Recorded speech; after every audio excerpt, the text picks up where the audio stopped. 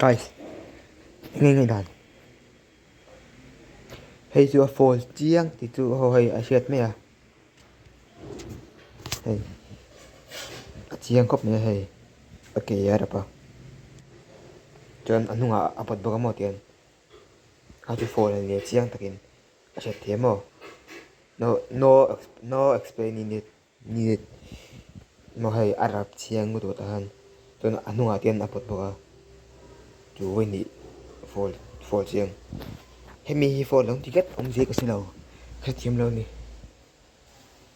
Ball ka atok mo sa tuwa sala khan I ball ka lawa mo I Martinez sa hian ball ka tian avalam suon lam ni lo Martinez sa hian ball ka ava tu sa tuwa Martinez sa ball ka Martinez han ball ka Martinez ni lawa mai Alvarez zok sorry hey Martinez zok Alvarez hian ni ball ka chang tuwa sala ka atu sa ka mo chon ball ka chang tuwa chumangin ai Julian Alvarez yan bo kha chang to to sala ne nga bol anin I lo lak tum kha anin pal lu me ni kha a chu phone ni lo in mak the me ro to fan so hi dar khat le ni som hip panga voin kan exam a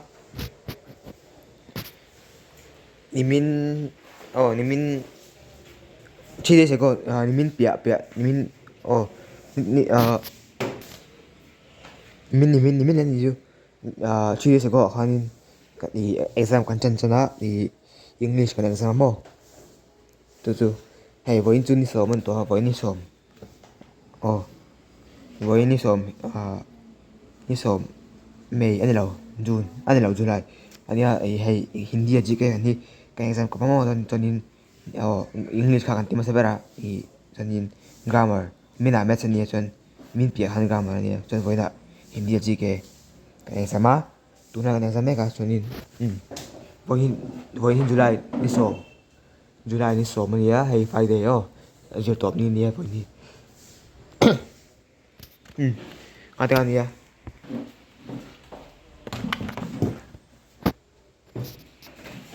I'm wearing this Argentina shirt right now because I'm supporting Argentina. England le Argentina cái chuyện đó. Tuần cô ta phát là anh chặt cái về trên Argentina hiện Switzerland này England này Norway này trên semifinal là anh tung rồi đó. Tung ra chân nào thì tôi sẽ tiêm hết có mấy final là semifinal là. Cái trận này về em England này Argentina thì tung ra các bạn hiện anh lát tiếng về boga round of 16 kan England hin jaga chi choi no se kon ne cho nên Argentina Egypt kan he boga round of 16 adi round of 16 Egypt ne hemi hi Rick kan ti hemi hi a fall tur ni an ti sera hi mo a fall dang ka thiam thei kat lo hi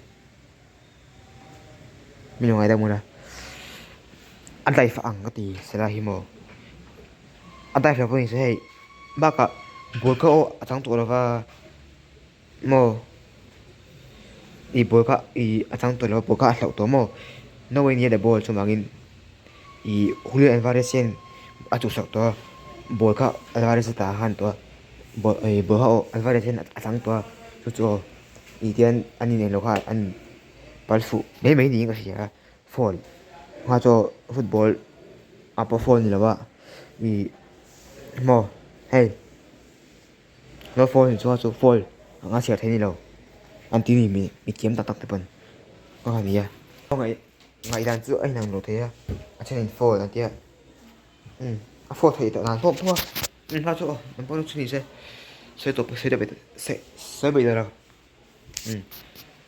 Argentina chak sa ma si chuin kamega cho nên với lại Hindi là chị nghe này xem mà cái block này mấy nhỉ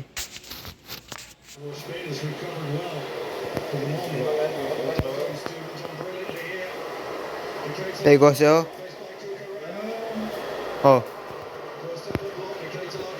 guys đây dàn tua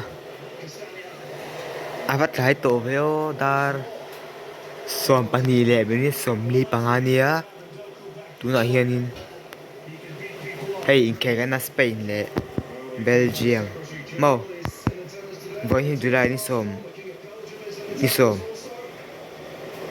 mau voi July ni som ania voi na khan nin karon vlog zuaya lo te kha school ban hu khan karon vlog zuaya asa le lo te ani meo hey Spain le Belgium in kel in tum hi kan audience kan ena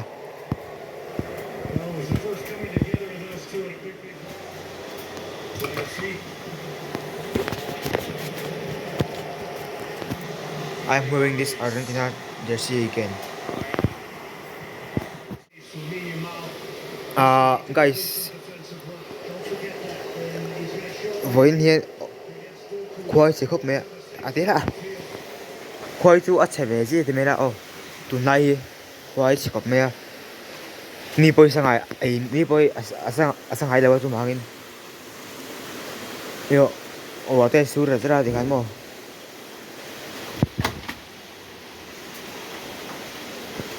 oh hai tu bo mi sep sep wa hi mo ha te ani tu na din mun ni salawa ko te bo a se khop me tu na ju khoai a sa thei lawa le me mo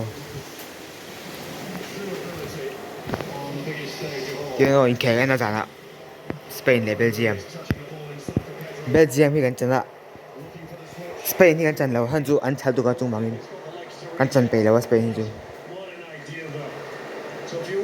so yeah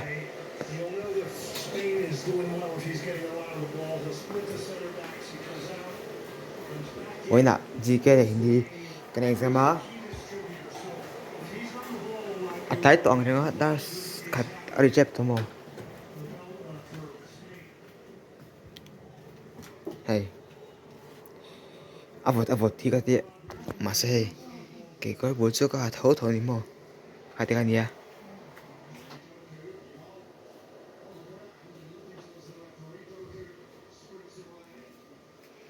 tu na Spain le Belgium tu mega World Cup quarter final han to i ni zan khan in France in Morocco ne 2-0 in France semi final luta chonin i zana atak zo zo hian in i France semi final an tum thei an tum don World Cup mo atak zo zo kin Spain ni Belgium atak zo zo hian in France an tum nga semi final World Cup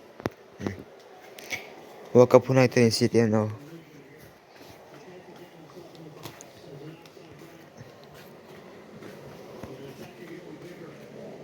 Himu to mo kate.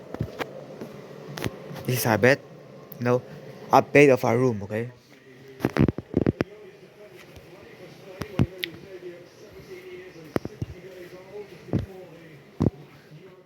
Monday here in science kan exam lenga. Science hi hardon ko pur kop mai.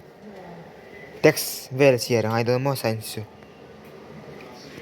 Text a here near sok don. Mo chu bangin zero look ngai don science chu. A hu ni hi. Oh hai hindi chi ke to. Science ani mi zo assess subject thum te ti ngai to.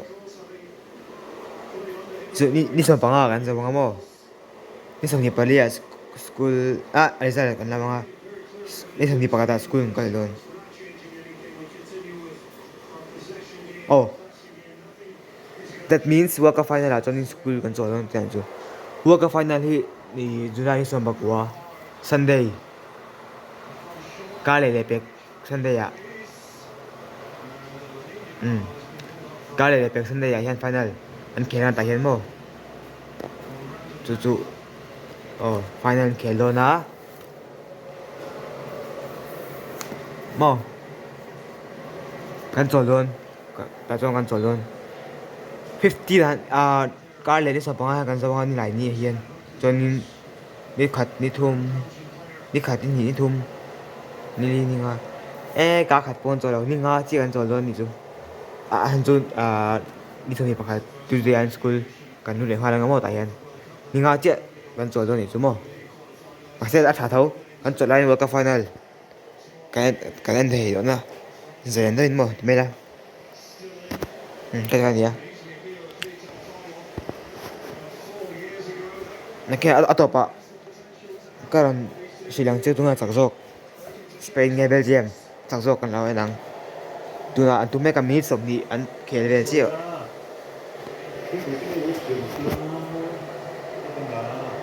Put fiu. Kira kon jang yang an in khe to huna. Tunga chaksok yang su kan sayo. Kan sayo ni. At chakin fine friends tu mang su mai la. Put mai u tu ton. Kira kon lang yang.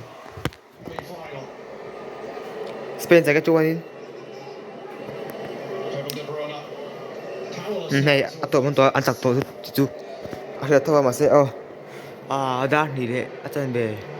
Zan lain to to han. Seng han in ato bram pon ato ba mes to pon da tunga changso kon sang se ko ti chon ho he. An lain dom zo ma se mi ni ve chem to. Tak chu chang to men chu ka sia Spain chu an chang ka sia. Belgium chan se ni to kan la wa. Chu an he nan chang ho Spain. Thì hàng số này có chú bye của Lego. Goodbye everyone. Semi-final cho nên France và Spain anh tụm hè nhỉ hi tôi chọn France và Spain tụm bằng semi-final ạ mo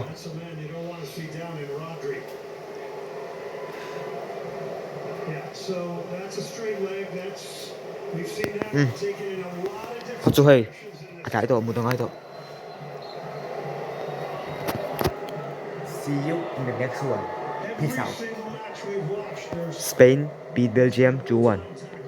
They will face France in the semi-final of the World Cup. Good night.